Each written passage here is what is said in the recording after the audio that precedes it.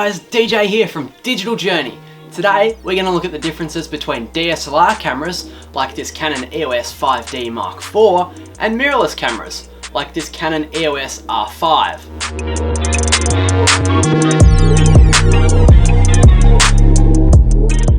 So I've actually recently made the switch to mirrorless cameras, and every now and again someone will come up to me and go, hey, that's a nice camera, what is it? And I go, it's a mirrorless camera. And you're like, oh, what camera? What does that mean? And so that's the reason why I've made this video, to explain just that. So guys, let's get into the video. So first of all, the name gives you a hint, right? Mirrorless. Mirrorless cameras, as the name suggests, don't have a mirror.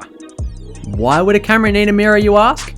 Well, traditionally, back in the days of film, single lens reflex cameras, or SLRs for short, had a mirror to reflect what the camera was seeing up into the viewfinder, so you could see what you were taking photos of.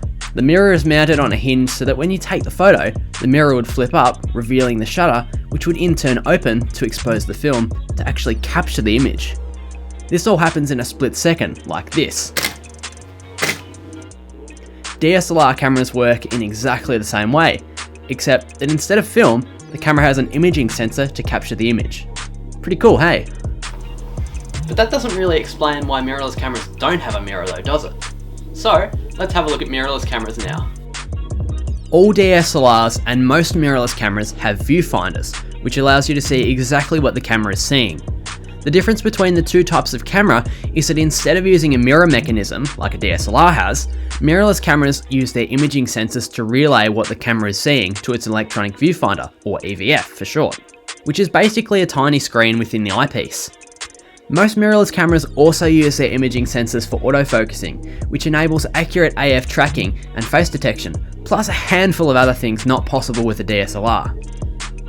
Another useful feature of an EVF is that you can actually review your photos in the viewfinder, which is really handy if you're shooting outdoors, as the sun can make it difficult to see your images on the camera's main screen.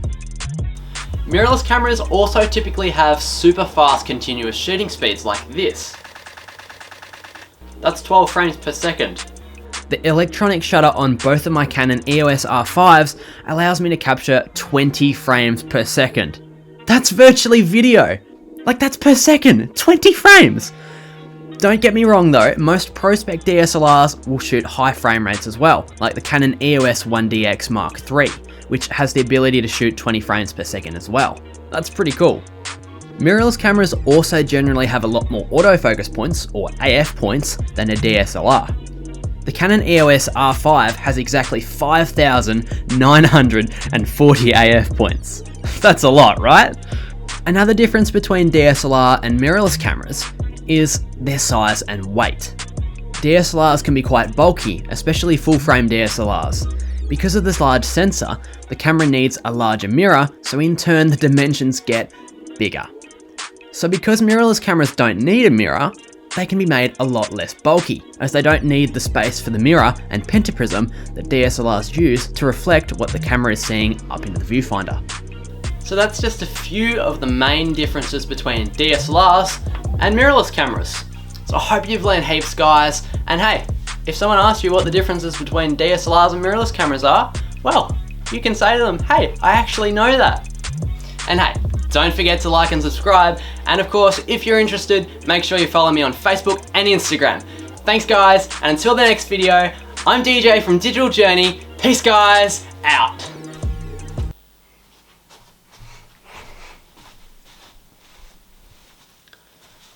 Mirrorless cameras also typically